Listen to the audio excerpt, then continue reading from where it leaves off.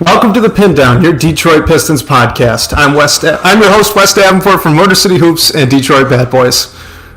And I'm Blake Silverman, writer for Detroit Bad Boys, covering everything Pistons, and news writer for Sports Illustrated. Blake, it finally happened. I was trying to get back over to the same exact phrasing that we use every single time for the opening of this podcast. And the Google Doc that we've got up for our outline this week, I had scrolled down to the bottom. I looked over and I got it wrong. I actually screwed up the two sentences that I should have memorized. Hey, it's all good. It happens, especially when there's so much going on actually in the basketball world. It's easy to just get past what we're used to because this is all new to us right now. Yeah, right. Maybe I can blame the Pistons' success for my mistakes and just apparent inability to memorize literally two sentences. That's what I screwed up to start the show today. But like you said, we've got some great stuff to talk about today. We've both been looking forward to this. At Nipsey313 in the chat here, welcome, man. He's saying Pistons in 5. They've got a shot, right? Series is tied 1-1, coming back to Detroit. How about that?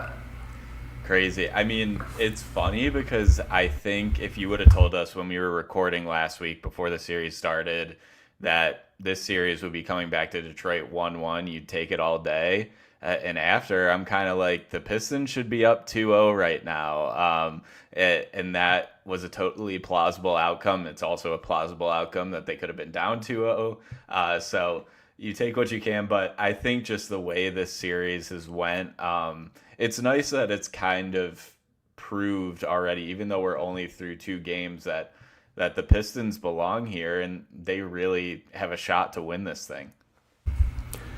I mean, it hasn't really shown up as much in the quarters as I thought it would have. After that second game, I was just off instinct guessing maybe they had won 5 or 6 quarters of basketball of the 8 that they have played so far, right out of these 2 games. And it's much more even. There's been 1 tie. Pistons have won 3. Knicks have won 4. But outside of that 1 fourth quarter, where obviously the Knicks went nuts and the Pistons kind of collapsed in on themselves in that first game, when the Knicks have won a quarter, it's been very, very tight. When the Pistons have won a quarter, it's been more by 5 or 6 points, which is really good to see. So, look, I think you could actually make an argument right now that the Pistons have been the better team through these 2 games, even though they're sitting tied at 1-1. And I don't think either of us would have guessed that coming into this.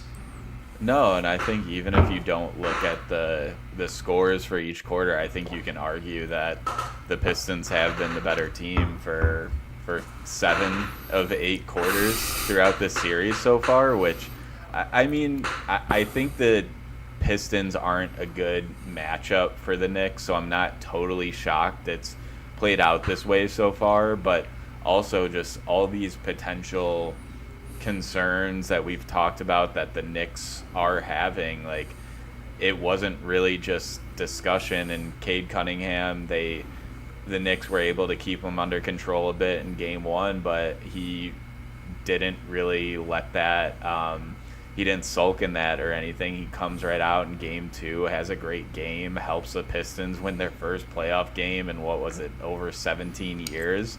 And in Madison Square Garden, nonetheless, that's not an easy place to win any game, especially a playoff game. So I think you just have to be thrilled where you stand right now. And game 3, I don't think it's a must-win for Detroit, but honestly, I think if the Pistons do win game 3, that might just be a backbreaker for the Knicks. Apparently we got a little bit of audio issues, so apologize for that. I think the echo on my end is just the room that I'm in, so I'll work in the background and see if I could fix that. Blake will do the same. Of course, if you guys tuned into the Pistons Pulse last night when we recorded, same issues, very similar. So I don't know what's in the water here for Detroit Podcast, but I guess we've got echo and audio volume type problems. We'll see what we could do. But regardless, I think we got to stick on Cade Cunningham, right? Because is it fair to say he's the scariest guy in this series, right? I think that we've already made the argument that he's probably the best player on the court. That has shown up so far out of these 2 games. Even in that first game where the Knicks kind of had him spinning a little bit, it was just really for the first half. The second half of basketball, he played extremely well. He did incredible with the floor game, with his, what he ended up with, like 12 assists. Yeah, he's had quite a bit of turnovers, but that'll happen when you're sending so many guys at him. I think that the Pistons were also oddly like a little surprised to see them double Cade so forcefully, because the Knicks hadn't done that in the regular season, but it was a little bit foreseeable. I felt like you should have guessed that this was the coverage they were going to employ against Cade. But point is, you've got one half of basketball where, look, it's his first playoff game. It's a different style, right? They threw a couple of curveballs at him. He wasn't ready for it. But he comes out in the second half, and he looks great. He starts to get comfortable. And then in that second game, oh no, right? He just takes the roof off the place and lifts the Pistons all the way up to that first playoff win. And since 2008, I think was the stat. I think it was since 2008 against the Boston Celtics with 33 very efficient points. There was nothing anybody could do, right? Even OG Anunoby, who was scoring on him, he bodied OG Anunoby a few times in that game on drives to the rim, where it's just, I don't know what you want to call it, like weight room strength. He's just bigger. I don't know what it is, but he played physical. He matched the intensity, and I think he stepped up to the moment there in that game too. And that was just incredible to watch. Not only was he the best player on the floor, but the way the Knicks were guarding him, it was just pure fear anytime he started getting downhill. And it's just fun to watch as a Pistons fan. Yeah, and I just turned the volume up on my mic, so hopefully it's a little better. Apologies for any difficulties there, but I agree. I think Cade is definitely the scariest player on the court throughout this series. I think the only one that you can argue is like, yeah, your gut jumps out and says it's Jalen Brunson for the Knicks, but honestly, I think it's Karl Anthony Towns, just because, especially for the Pistons, we know that's a bit of a not the best matchup, and they were able to shut him down in the second half of game 2, and he didn't even score in the fourth quarter, I think. So if Cat is really rolling, I think that's the scariest player for the Pistons, and with Brunson and just how like frustrating he is and all the fouls and stuff, which I'm sure we'll talk about a little bit.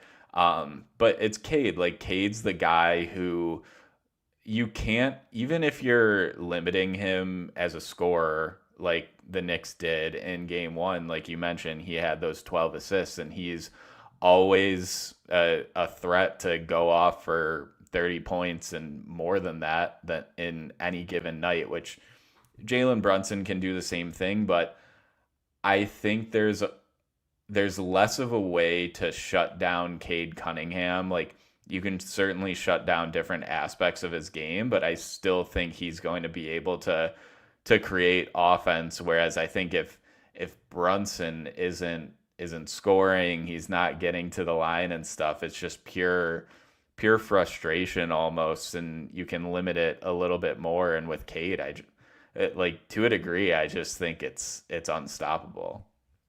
Well, it is unstoppable, right? I mean, just like, look at what the Knicks have. Okay, Jalen Brunson, incredible player, but Jalen Brunson was extremely excited when Asar Thompson fouled out.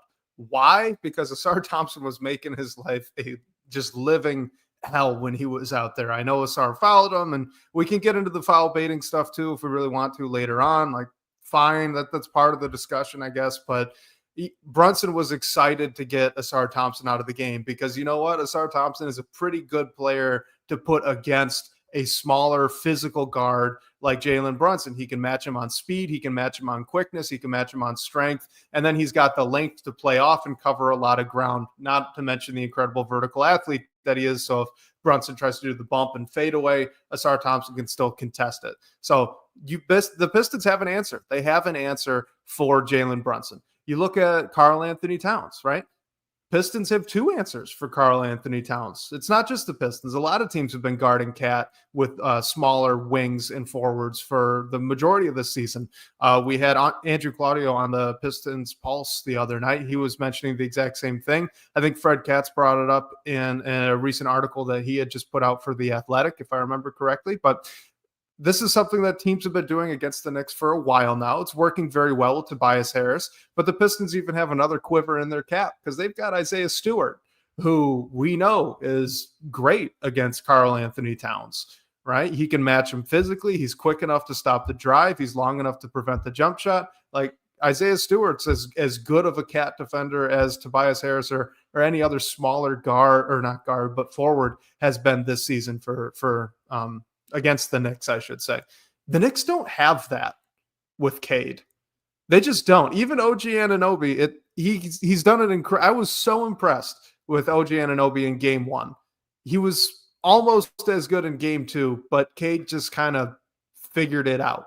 Right, he figured out how to get a little bit of space and how to manipulate the manipulate him a little bit off ball before getting the catch on the wing to put himself in a better position. All right, so once you get away from OG Anunoby, we know Mikal Bridges cannot guard Cade Cunningham. We know Josh Hart cannot guard Cade Cunningham. If you get Cat on a switch, advantage Pistons. Gosh, if you get Jalen Brunson, you better be double teaming immediately. Like, the best the Knicks can do is slow him down one-on-one with OG or double. That's it. That's it. Yeah, and I think, like, I was listening to a podcast where Vinny Goodwill was talking, and he was talking about Kawhi Leonard, about how, like, a player like Luka Doncic, he hunts the switch, but Kawhi, like, will go at whoever's in front of him. Obviously, want to get a better matchup, but I think Cade, like, I'm not making a player comparison, but I think Cade has a little bit of that too. Just like, no matter who's in front of him, like, maybe he won't drive if he doesn't have his ideal matchup or something like that. But no matter who's guarding him, I feel like he has a plan. He's still able to keep offenses moving and just make the right play in general, which we know he can do that. We've been watching his entire career. Just going into this playoffs, like, we haven't seen him play in this setting before. And I think we all were hoping and thought that he was capable of doing it, but it's so nice to just see that carry over, especially when you start a series as the 6th seed. You're going into Madison Square Garden, which is debatably the most hostile environment that you can go into, and just crazy atmosphere. To find a way to pull out a game here, like, the game 1 loss was bad, but to reset, not really let that get in your head a little bit, and then come out and take care of business in game 2, like, I think we've talked about a bunch of moments through this season for Cade. Like, it was first his all-star moment, like, something that cemented him as an all-star, and then he hits that buzzer beater against the Heat on national TV, and that's kind of like, this is one of the best players in the NBA. And, like, now I think that game 2, and even if you just look at his performance over the series, and I'm sure we'll see it continue, like, he's really just cementing himself as a star in this league, which I think those of us that are watching every game of this team, like, we're not surprised at it, but it's nice to see it carry over into this national setting, the postseason, where there's a lot of more eyeballs, and he's just doing what we know that he's capable of. Let's have this podcast be the first one to bring back one of the main talking points about Cade Cunningham when he was drafted, right? Cade's a winner. We're seeing it right now. Cade's a winner. And what that does when your leader, your best player, is just a winning type of player for your team's confidence, for the way that they play off him. We're witnessing right now in these first 2 games why that's so dang valuable. What does Cade do in game 1, right? He scores. Yes, it's a little bit more inefficient. It wasn't incredibly inefficient, but it was a little bit more inefficient. He was mostly playing the floor game. He was getting other guys involved. He has 12 assists, which was 5th most for a playoff debut or something like that. There was some stat that they flashed up on the broadcast during that game too. But regardless, so in game 1, why is he assisting so much? Because the Knicks are sending so much help his way. like you said, he's just making the right basketball play. He's keeping his guys involved. And sure enough, that was an incredible shooting night until that fourth quarter when everybody else went cold. But Cade was finding open guys. They were hitting their shots. There you go. That's winning basketball. What happens in game two? Well, they kind of pull off on their switches, and Cade gets a little bit more aggressive right away early in the set. So instead of probing as much, he's being a lot more decisive. That's an adjustment he made out of game one. So right away, that's a feather in Cade's cap. But he knows he needs to be a scorer for this team to really take that next step, especially with the injury situation that they have, right? And so then what does he do in game two? He's a rebounder. He has 11 defensive rebounds. He had 12 in the game. I think he and Tobias Harris both had 12 rebounds against the Knicks because Isaiah Stewart's out, and they know that that's what this team needs right now in this game. When your best player can do that, right? In game one, I need to score, but I need to get my guys involved. In game two, I need to score even more, and then I need to pick up the slack on the rebounding because we're missing one of our centers. That's your best player that you're asking to do that.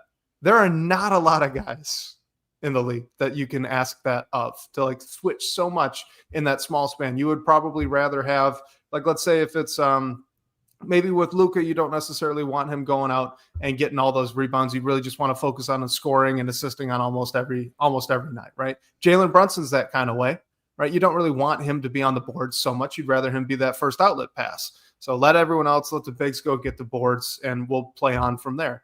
Cade can do everything, and he's willing to do everything because he's a winning player.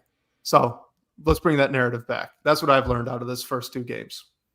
Right, and I think it's such a good point when you go into the discussion of like who's the best player in this series, where like I think it's Cade. I think a lot of Pistons fans think it's Cade, but Knicks fans and probably a good amount of just like NBA fans would probably argue it's Jalen Brunson. But for they're learning me, they're like, wrong. Yeah, and for me, it comes down to, like, again, we'll get into the foul stuff. Like, people don't like how Jalen Brunson plays basketball, which I don't either. I totally understand that. But for me, it's simply because Cade is like a two-way player, and I don't think you want him as your main like on-ball defender by any means. You want to give him some help, which you do have that help. But like you mentioned, he's able to contribute to many more aspects of the game than just scoring and making plays and initiating offense. And I think that's sort of the MO for a lot of the stars in this league, like the Lukas, the Brunsons, the Trae Youngs, and everything like that. And I think when you have a player like Cade, who he just has such a great feel for the game and like knows where he's supposed to be and everything, like that just gives you a leg up, and there aren't many players in the entire league like that. Sorry, left it on mute there. All right, we got a great question here from Harry that I want to get to in a second. But before we get to that, I want to ask you, and listeners, you guys can play along, one question trivia. Who's the team's leader right now for defensive rebounds through two games? I'm going to go with Tobias Harris. And Cade Cunningham. It's both of them. They're tied. They have more defensive rebounds. Each of them, they are tied, and each of them have more defensive rebounds than noted very good rebounder Jalen Duren, right? Like they have stepped up in a way that I don't think I could have really expected here. I was so nervous going into game two without Isaiah Stewart.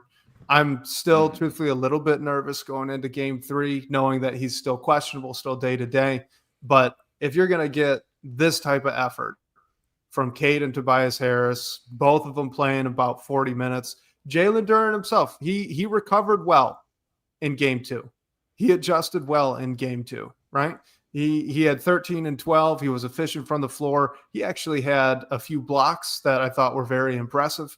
I think playing him on Josh Hart has the pro of letting him roam a little bit more to seek out those weak side blocks, which are good. It also takes him away from the rim a little bit, which is less good, hurts his rebounding a little bit. So there is a little bit of a trade-off there, but I thought he adjusted well there in game 2. But without Isaiah Stewart, right, to have Cade and Tobias step up like that, to seal a win in that second game, to come back to Detroit and have an opportunity to lock in home court advantage, I didn't expect it, and I was just so ecstatic to see it. That was I think these past 2 games have been the first time in quite some time that I have just sat back and watched the Pistons play as like just a fan, right? I wasn't taking notes as much. I left that for second watches or YouTube clips and things like that. I just wanted to sit down and watch. And so to have that in game 2 when they pull out the win, so many guys stepping up, Cade looking like a superstar, magical moment. I thought it was really, really cool to watch. Yeah, and I think we can talk about Cade all day. Like he's been awesome other than that rough fourth quarter in game 1. But like Tobias Harris has been so huge. And yes, something that we've talked about at length is just who's gonna be the number 2, the number 3 guy for the Pistons in the postseason, and Tobias has been that guy so far, especially scoring wise in game 1. But game 2, he made some big shots and got a bunch of rebounds as well. And I think that was Tobias was more of a what's he gonna be in the playoffs, just because of all the discourse on what happened with Philly and everything like that. But he's just been huge for this team so far, especially when you're missing a player like Isaiah Stewart as well. And like he played 43 minutes. He's like leading the team in minutes played. So just to have a guy like that right now that is able to score, defend a little bit, get some rebounds, like it pays dividends, and we saw that result in a win in game 2. Yeah, he's really stepped up. In that game 2, it was 15 points, 13 rebounds on 6 of 11 from the floor. Like you said, he only had 1 turnover as well. So for a player that the Pistons would go to kind of late in clock when they just needed something, if Cade was really getting doubled and there weren't many other options, right? They just needed someone to step up, and he's been able to do that so far. But to be put in those situations and only have 1 turnover in that second game, that is huge, right? That is huge. He had a timely corner 3, I think, in the second half. It was probably in the third quarter, late in the clock again. The one thing I do want to talk about as we kind of continue into this, shortly after we talk about a little bit of Ron Holland, is that in that second game, the Knicks were working really hard for their shots, for their baskets. And the Pistons really weren't, even when the Knicks were making it tight there in the fourth quarter, right? The Knicks were working it down near the end of the shot clock. They were probing. They were trying to find all the nooks and crannies where they could find some sort of advantage. And then they'd get their shot up, they'd make it, but 5-10 seconds left on the clock. Pistons would go down on the other end and pretty easily get an open look. They weren't making them during that stretch when, it was kind of getting tight, but it wasn't that the Knicks were making the Pistons miss. They were still just getting good looks, but they were just missing it. And I think that is a huge, huge trend to follow as we get into game 3. But before we dive into that more, how about this from our guy, Harry Mrose? How are you guys feeling about the Ron Holland minutes so far? I mean, I'm interested to hear what you have to say, Wes, and you too, Harry, because honestly, I think we just haven't seen a ton from Ron Holland, and that's not his fault. He's played 11 minutes total so far in this series, and other than a couple offensive rebounds, just not really much there. I mean, I think it is just a byproduct of going into the postseason and shortening the rotation, but also just trying to keep your starters in the game for as long as possible has just decreased what he's doing a little bit. I mean, I think he is a great option considering he hasn't done much at all this series. what if he scores a few buckets in game 3, game 4, game 5, whatever it is? Like, it could be, and I thought this before the series too, he could be one of those guys that the Knicks just don't pay much attention to when they're on defense, and that creates some open looks for Ron. I mean, we haven't really seen it yet just because of the limited minutes, but I think over time, like, he might hit them when they're least expecting it. He might not get much action just based on what we've seen so far. But especially if Isaiah Stewart misses game 3, or there are other guys in foul trouble, like, he's someone that you can go to, and no matter how many minutes he gets, like, I'm thrilled that he's getting this opportunity in his rookie year. Yeah, I am too. I mean, like you said, it's tough to get too many big overarching conclusions based on 11 minutes of basketball split into 2 separate games, right? But I do think it's at least notable that he hasn't looked like a fish out of water out there, Yeah. right? Like when he's been out there, like you said, a couple of nice hustle rebounds on the offensive side. He's generally been all right with his defensive rotations, and he just hasn't looked out of place, which 19-year-old rookie, like, that was definitely on the table. So I'm with you. I think as he continues to get a little bit more comfortable, maybe we start to see the minutes tick up a little bit. Maybe we start to see him, not like have a huge role, right? But get a couple of buckets, and you can kind of look at that as gravy if you're JB Bickerstaff. But overall, this is just great experience for him. Like you said, right? How many rookies that are picked top 5 get a chance to witness playoff basketball like this, and now witness competitive playoff basketball, right? It's not like the Pistons were, the Memphis Grizzlies here just getting waxed by the Oklahoma City Thunder. These are close games, right? These are really close games. So that's valuable minutes for Ron Holland when he does get in there. So I think right now it's pretty much just been learning experiences, and we'll see if it can elevate above that or not. But so far, so good. Yeah, I mean, if you just want to, like, zoom out bigger picture, like, career wise, the Knicks aren't playing any rookies right now, and I mean, they didn't have any top 5 picks or anything like that. But just the sheer fact that, like, Ron Holland is in the playoff rotation, I think this is how we both expected it to go. Like, it's awesome, awesome for him, and, like, awesome for the team in general. Just as we see his game grow, like, he can say that he's been there before. He has a role, even if it's not a big role, on a good basketball team, on a playoff basketball team. And yeah, they're, like, especially in this draft year, like, there hasn't been a ton of that. Like, Reese Shea got some play in the play-in games, and the Grizzlies in Memphis, like you said, are in a series that they can't wait to be over. So for Ron Holland, I just think it's a great opportunity, but also just great for the Pistons in general, because he's a huge part of this team's future.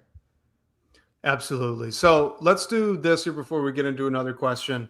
Wanted to talk about the Pistons and the Knicks individually with this one, but let's start with the Knicks. What has surprised you most through these 2 games about just the New York Knicks, what you've seen from them? Man, I will say, I think it's just how they've taken more threes than I was expecting them to.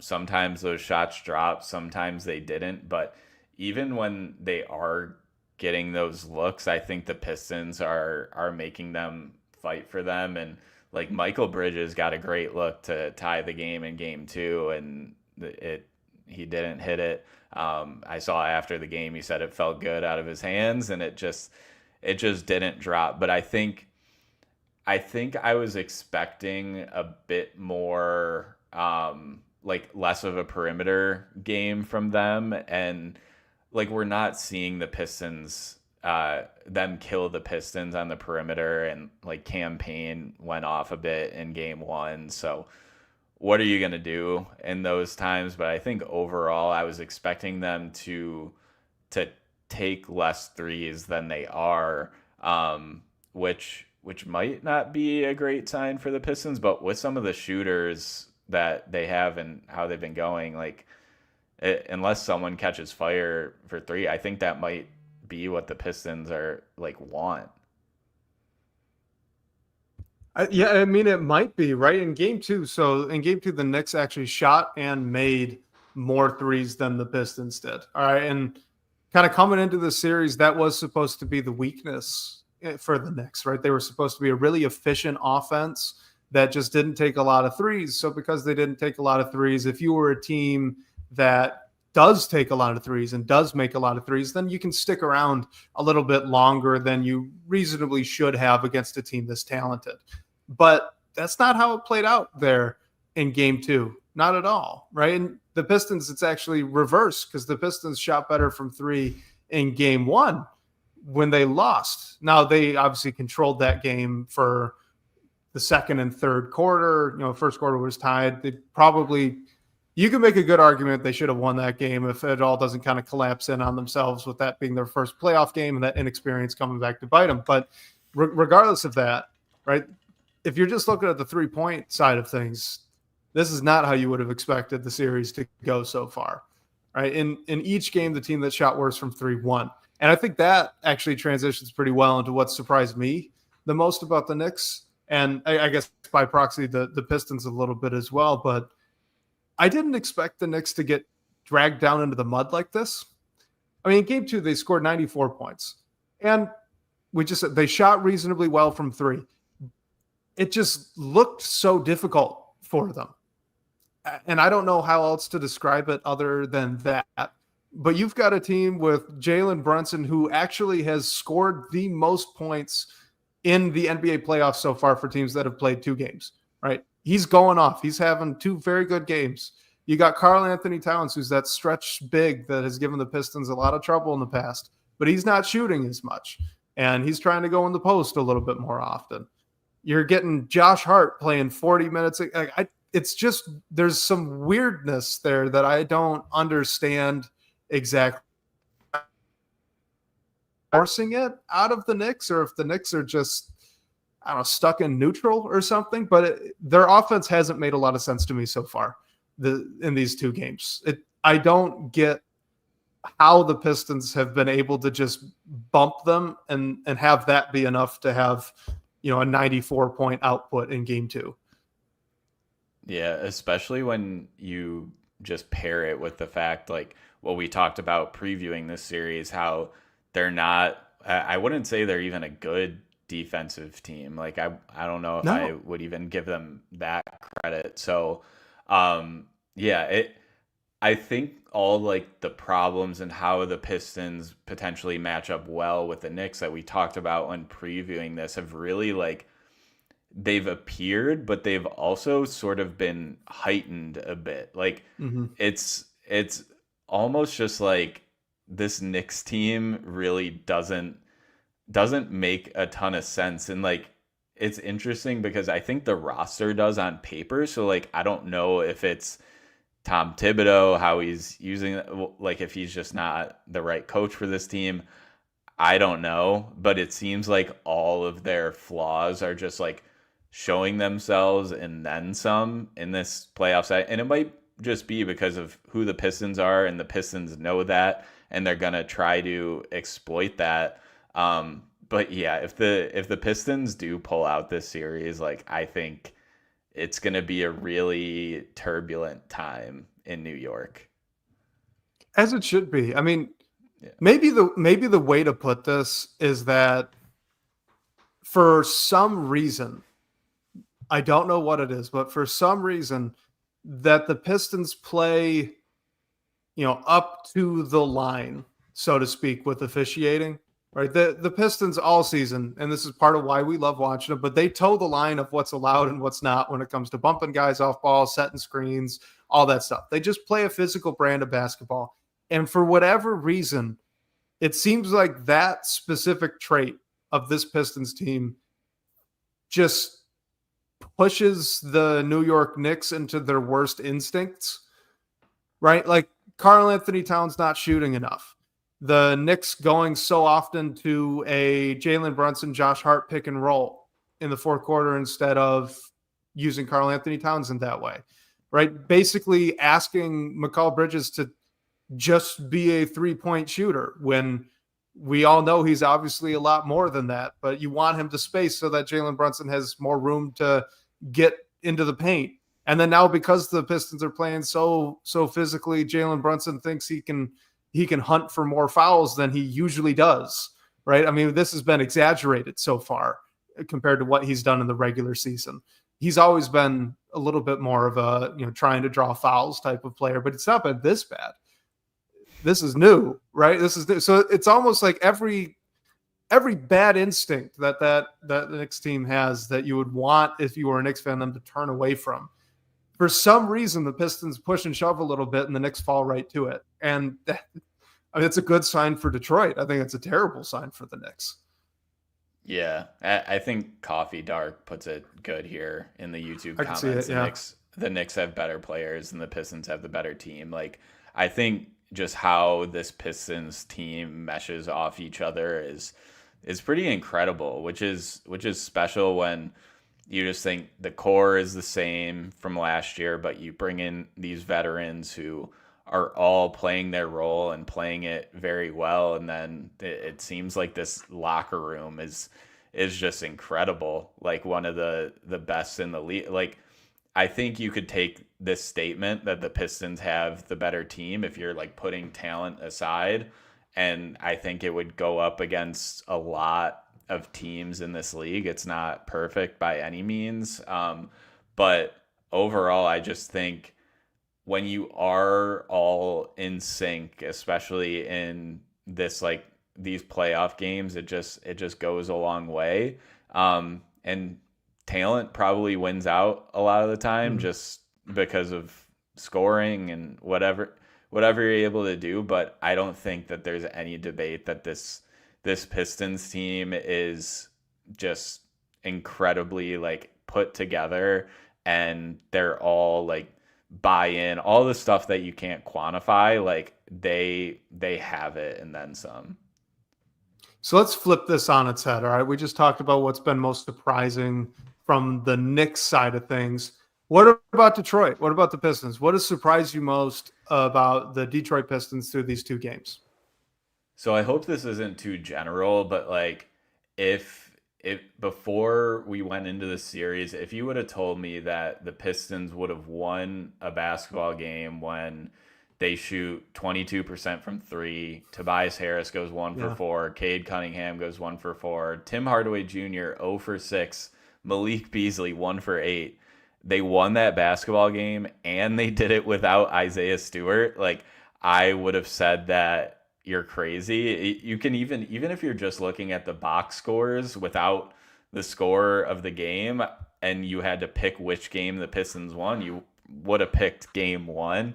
But that just speaks into like what we were talking about in this team. Like, you have Dennis Schroeder, who goes 3 for 5, makes a tremendously huge shot at the end. Like, that is why you make that acquisition at the deadline for plays like that, to have a guy that you can go to that can make that shot, has the confidence to take it and drain it. So that game 2 win, man, like, I was just surprised at how it played out, and I think the Pistons did a great job in just making things incredibly difficult for the Knicks, like you said.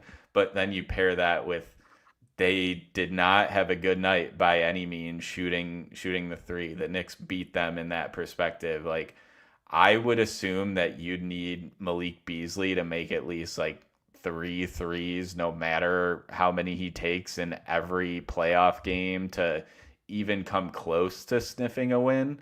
So just the fact that they were able to pull that one out, considering the night that they had shooting, especially from 3, it still surprises me. The Pistons' leading scorer that game was obviously Cade Cunningham. Their second leading scorer, Dennis Schroeder.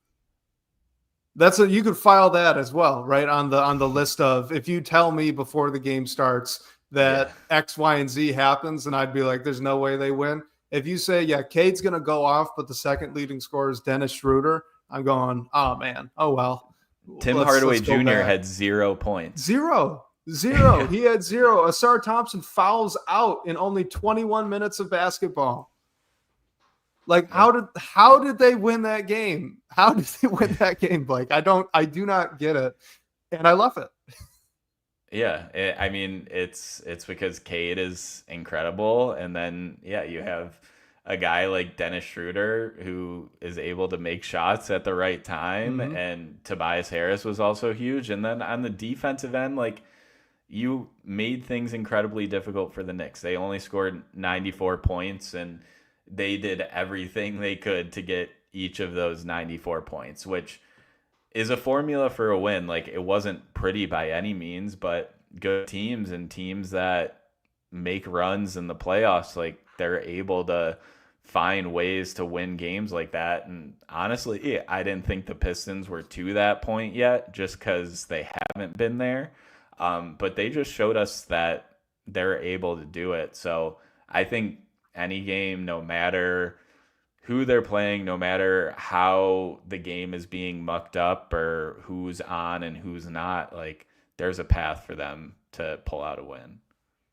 And I want to give JB Bickerstaff a lot of credit for pretty much everything that we've just talked about here, because look, throughout the regular season, we've talked about it a lot. Part of what has made this run for this young Pistons team so fun is that they could win in a variety of ways, right? They had games where they were playing barn burners and they pulled it out. They had games where it was very slow, right? Grinded out sort of defensive game. They've won those. They've had everything in between on that spectrum. They've won games in a variety of ways this season. That's been really fun to watch. And so you get into the playoffs and you know that it's going to be more physical. You know that it's probably going to be a little bit slower, and it's just a different level of intensity than the regular season games. We all know that, right? We know that that's true. You've got a young team going on the road to an extremely hostile arena at, it's the Mecca, one of the largest stages, right, that you could be playing basketball on.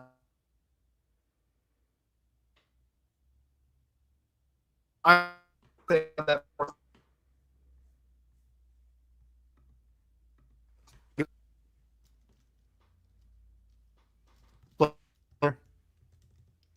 yeah, you're good now. You cut out for a second. You're good. Okay. It looks like it's working now. You're good now. Awesome. All right. I will cut that out in post. I am on a mobile hotspot, so that was bound to happen at least once. As I was saying, I understand that they had that fourth quarter collapse there in game one, and that was a lot of the youth and inexperience coming through. Absolutely. But remember how that game started. The Knicks came out, they punched the Pistons in the mouth, right? They had Cade Cunningham in hard traps and just in a steel cage with OG Anunoby through the entire first half. There was very little going right. And how do they come out in that second half? Right? They go on a big run and they get a solid lead going into the fourth quarter after the third. How did they respond after the very first run there that the Knicks did in the first quarter? They buckled down after a timeout, right? They slowed down the pace and they started to get some easy stuff and they got right back into the game. They've been able to leverage that fact that they've won games in different ways, and they're flexible in the talent that they have and the advantages they can create. And they've been able to use that to stick around when stuff isn't going exactly well. And not only that, right? So not only are they adjusting well in game, which I think is 100% credit to the coach and his staff, they seemed prepared, right? Really prepared for game one. They came out and, again, like I said, the Knicks did punch them in the mouth, but it didn't look like the lights were too bright right at the start of that game. It just looked like they were a little bit surprised by the intensity. Game two, from the tip, they were in control of that game. They controlled that game outside of like a 4-minute period late in the fourth quarter in game two. All of this is a coach and his staff and probably a bit of Cade Cunningham and those veterans on this team getting everybody ready on the same page for what they're about to go into, having a lot of them never done it before in their careers. And that is an incredible testament to the leadership in that locker room. You said this is one of the best locker rooms in the league. It's got to be one of the best leadership groups in the league as well to get this kind of outcome from this young of a team. Right. And I think it's so easy in the playoffs for the wheels to kind of fall off. Like once something is going wrong, it just snowballs. Like we saw that with the Memphis Grizzlies when they got killed by the Thunder in game 1. And it's a different competition level, so it's not the best example, but you have like guys like Zach Edey playing in their first playoff game, who I saw a clip where Jaren Jackson Jr. was like trying to talk him through it on the bench and everything. And I just think when those, because you're gonna get punched in the mouth at certain times, especially when you're the number 6 seed playing against a team that has much greater expectations than you do, has a greater talent level and anything like that. But it's all about how you respond. And I think even like the 21-0 run was really bad. And I think that was a series of unfortunate events, but just being able to regroup after that game, because how they lost it was had to be defeating. If you're in that locker room, like you should have pulled that one out. You should have had your first playoff win for the franchise in 17 years, and a lot of these guys' first playoff wins in their careers. But just to regroup and put the past in the past and go back, and in certain times, like being able to weather that comeback that the Knicks were making in game 2 and find a way to pull that one out, that is huge. Like that's something that's going to pay dividends moving forward, especially for these young guys that just really that haven't been there at all yet. And whether the comeback on a night that nobody other than Cade and Dennis Schroeder are shooting well, right? Too, right? Like that's a cold night, like you said, from Beasley, from Hardaway Jr., from almost all of your shooters. You have 2 guys that had nice games from the floor, 3 too, because of Tobias Harris. So that was it. And Cade was gassed by the end of that game, right? So it fell on the shoulders of Dennis Schroeder, and he can close it out. But I don't know. It's just been so impressive to watch the resiliency, the ability to respond out of a team that has never been asked to do that before. Mm-hmm. I mean, not at this level. Obviously, a lot of them have played very good levels of college basketball. I think a lot of these guys have been in like the NCAA tournament. There's a lot of pressure that comes there as well. But this is the NBA playoffs. It's a little bit different. And to see them rise to the occasion, a bunch of 23, 22, 24-year-olds with a few veterans sprinkled in, so impressive. So incredible to watch. Right. And I think we all thought if this team was going to qualify for the postseason this year, they would have to go through the play-in, which they exceeded that. Like, you didn't have even a single play-in game under your belt where you sort of just felt the level of basketball that you were going to play, and you've competed in both your games so far. And like the only other comparison you can make is when they had that like NBA Cup game against the Bucks earlier this season, which was before they ever really started clicking too. Yeah, and that feels like a century ago, and like you didn't have Dennis Schroeder at that point.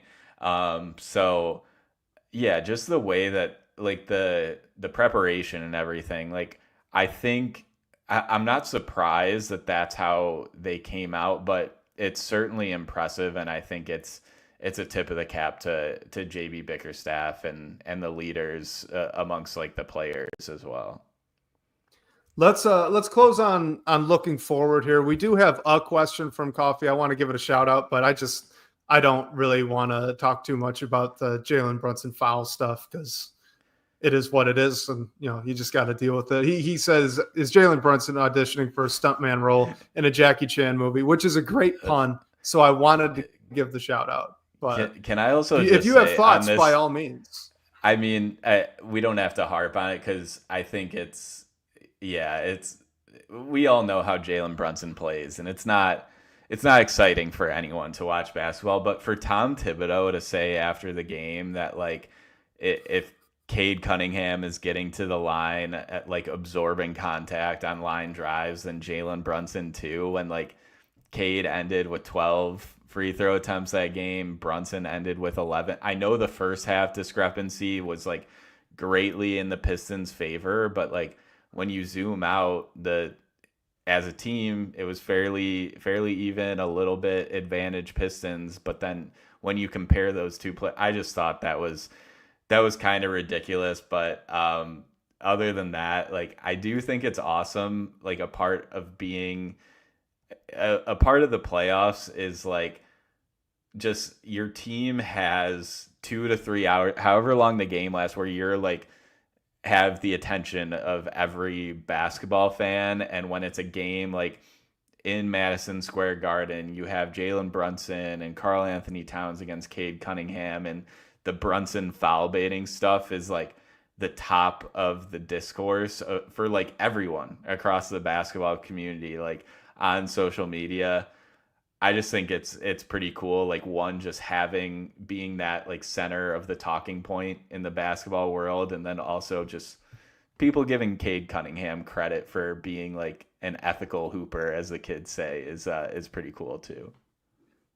The only thing I'll say to this is I'll give you more ammo to exactly what you were just talking about. Jalen Brunson has shot the second most free throws in the playoffs so far for any team, not just for either team in this series. And as well, he has drawn the most, not the second most, not the third, the most personal fouls against defenders who are guarding him in total between two games. So, to your point, he's certainly getting a good whistle here in these games. But coffee, yeah. Coffee Dark says it here. Are you the same Coffee as in the DBB comments? Let us know. But yeah, let us know. He mentioned he agrees with Tibbs, and Jalen Brunson should have got more foul calls. He should have fouled out of both games. Like, is that not when he's like throwing his body into a defender who's defending a shot correctly? Like, isn't that an offensive foul these days? No, it's just Only my understanding is it's supposed to be on the floor. Yeah, so the leg kick, that one's an offensive foul. The one where you get the guy in the air and you dive forward into him, my understanding is because it's not a shooting motion, that should be an on-the-floor call. In both cases, when he did it to Asar and to Tobias, I believe the Pistons were in the bonus anyway. However, the second one I was not a fan of because it resulted in three free throws instead of 2, which seemed ridiculous. I mean, he just chucked it. That was a moonshot. Didn't even get anywhere near the rim. But it's still a foul. It still would have resulted in free throws, just not 3. But all right, let's end on this. Let's end on this one because hopefully it's more interesting to Pistons fans. I don't know if our listeners would rather listen to foul talk. Let us know in some comments and reviews afterwards. But what do the Pistons need to do to seal home court advantage here? Right? They've stolen it. They've stolen home court advantage. The series is even coming back to Detroit. They can lock that in if they win both of these games. What do they need to do? I think the number one thing that sticks out to me is just defending at the level that we saw them defend in game 2. I think that's a tall task. Like, I think you're going to see some different things from the Knicks and just how they use Cat mainly. Like, I think they're going to find ways to get him going. So I think if Detroit's able to limit Cat, take him out of the game, like, I think that is just a disaster for the Knicks. And hopefully, I mean, they do have other guys that can make some shots. Jalen Brunson's going to get his, and Michael Bridges has been up and down, mainly down all year, but you never know. He's capable of making shots too. So they do have other players that can beat the Pistons, certainly, but I think just making things as difficult as possible is the main thing. But secondly, the Pistons should have won game 2 by like 20 points, and that's just a matter of not making threes. And I don't want to jinx anything, but I don't think you're going to see another like 1 for 8 game from 3 from Malik Beasley in this series.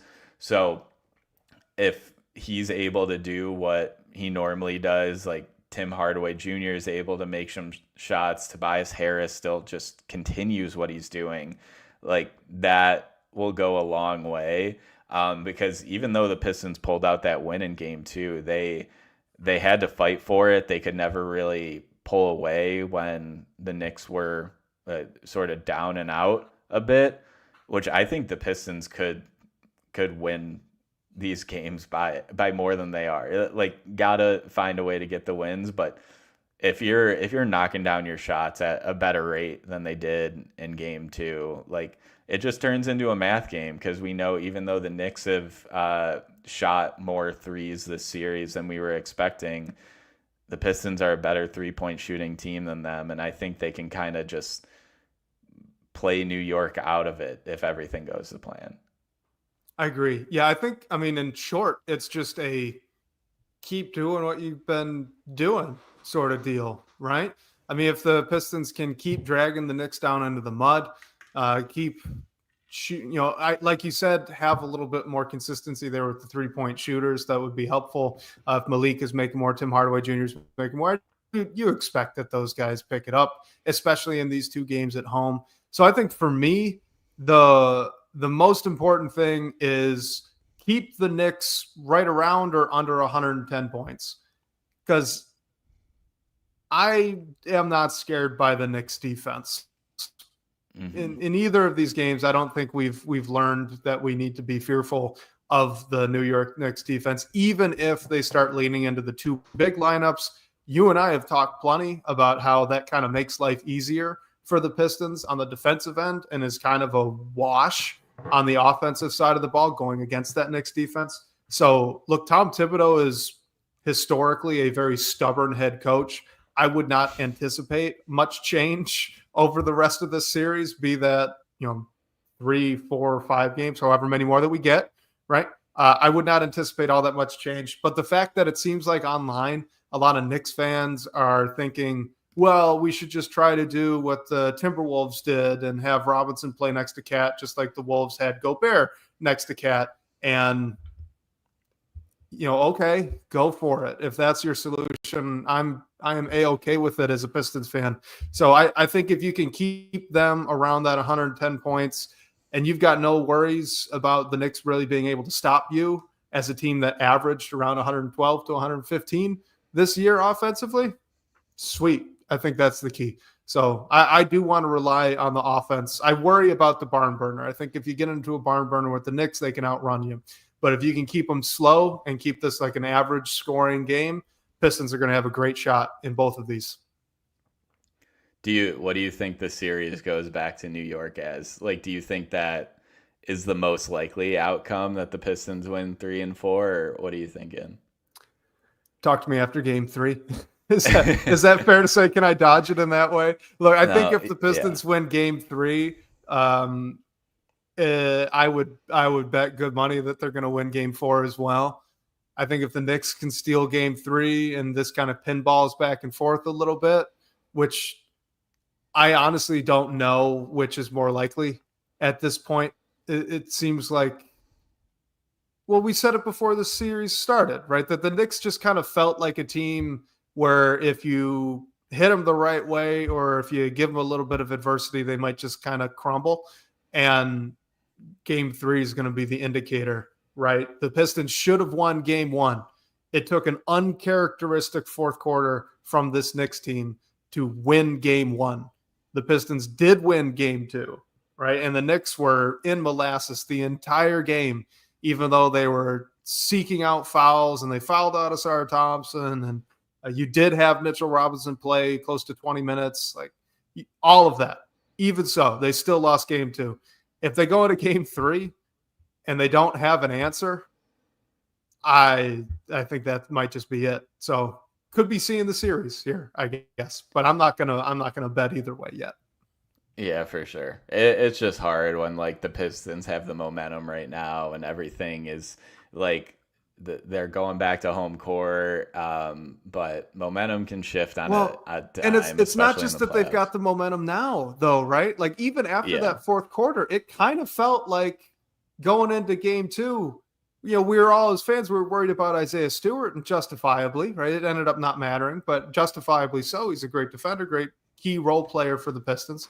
But leaving that aside, I think if there was no Isaiah Stewart injury as fans, we came out of that game, we'd be feeling pretty good going into game 2, right? Mm-hmm. So Yeah. it's not just like, oh, well, they won the second game, so now they got a little bit of momentum. Like, it's more like, they controlled 3 out of 4 quarters. And then now they've controlled 4 out of 4 quarters. Yeah. Game 1 was good. Almost like, it was like a proof of concept. Like, we didn't know going into this this series, like how this team would do in the playoffs. Like, we thought they were capable of at least making it competitive, but then it was immediately like, no, they can win these games. And tough loss on the road with bad scoring outputs, with injuries, and now you're coming home. Yeah, I don't know. It's looking good, at least for Detroit. Don't want to jinx anything because it's a long series. But and the atmosphere in LCA for Game 3 is going to be incredible for all the games. Yeah, looking forward to it. But hopefully we get Isaiah Stewart back. But shout out to Paul Reed too. He had some the Paul Reed experience is crazy, but he also made a few layups that were big too. So shout out to him. It was pretty fun when he was out there with Tobias Harris because Paul Reed moves a bit better in space. So he was oddly a better Josh Hart matchup than Jalen Duren was. So it was a really weird situation where they went to the bench, and in game 1 and through most of the season, when you go to the bench, that would be Isaiah Stewart sticking up and guarding Karl Anthony Towns. But instead, they just left Tobias Harris on him. And here comes Paul Reed, is just sprinting everywhere with his hair on fire with that trademark hustle he has. And then he's able to stay in front of Josh Hart a little bit better. It was a really weird dynamic, and it was fun to watch. Yeah, for real. And while we're talking about the end of the roster, Wes put this up on the screen, but Coffee did let us know it is the same Coffee as the DBB comments. So shout out to you. Thanks for joining. Thanks for always leaving questions. But ask about Bobby Klintman, how he's developing. I feel like not much since is he played. On the bench in these games? Yeah, I believe so. Okay, that's good. Yeah. Yeah. So I don't think much after the regular season games that didn't matter where he looked good. I think with the G League and everything, the season he had, I think he can, still has a lot of work to do and you don't know what the role looks like, but maybe he can be what Simone Fontecchio is for this team in a few years. I think that's what you're looking for from him. And maybe it's better than that. Maybe it's not. And then it's just a 2nd round pick, which is okay. And he got better, right, as the G League season went on. He did improve. If you looked around, I think it would have been January, his averages were pretty rough, right? But he was coming off the injuries and still kind of getting acclimated. So he did improve as the season went on. Like you said, he had some solid minutes there in the garbage time game at the end of the year. I don't know. It's always tough with these 2nd round guys. He's definitely got a lot of tools, like the jump shot, like the passing chops that he seems to have. And I think it's great that he's getting to sit on the bench if he is. I think I saw him. I don't remember for sure. Do you think you saw him? I think so too. For sure. But if he is out there, that's awesome. Just to get him in that environment in the playoffs, similar with Ron Holland, even though he's not getting the same minutes that Holland is. He's still there. He's still witnessing what that playoff atmosphere and intensity looks like. I think that's a good thing. So, who knows? Fingers crossed that, like you said, it goes well. Fontecchio is probably a good-ish comparison. I think Tech can do a little bit more off the dribble than you'd ever really want Klintman doing. Maybe, I don't know, someone a while ago brought up a young Tobias Harris, and I think that kind of stuck with me as maybe the mold you want him to fill. But regardless, it's hard to tell, but certainly good that he's out there and witnessing this awesome Pistons team in the playoffs right now. 100%. And we made it through a whole podcast without shouting out Troy Weaver, who got hired by the Pelicans today and joining good for Troy. Yeah, Joe Dumars' front office. I actually kind of like it if Troy's mainly focused on prospect evaluation and Dumars does the contracts and the trades. I know Pistons fans know it. Dumars was up and down at times, but built a championship team. So I Well, think it look, might if there's work out, one thing but Joe Dumars did really well, it's free agency contracts. Oh man. Well, hey, we are yeah, that is great. Shout out to Pelicans fans. It can only go up from here. We'll see what they do, and they have an interesting season, but I will close it out from here. Everyone who's going to the game 3, game 4, whatever it is, have a great time. The atmosphere is going to be incredible. Call our number to ask a question. Let us know how your experience was. Vent about whatever.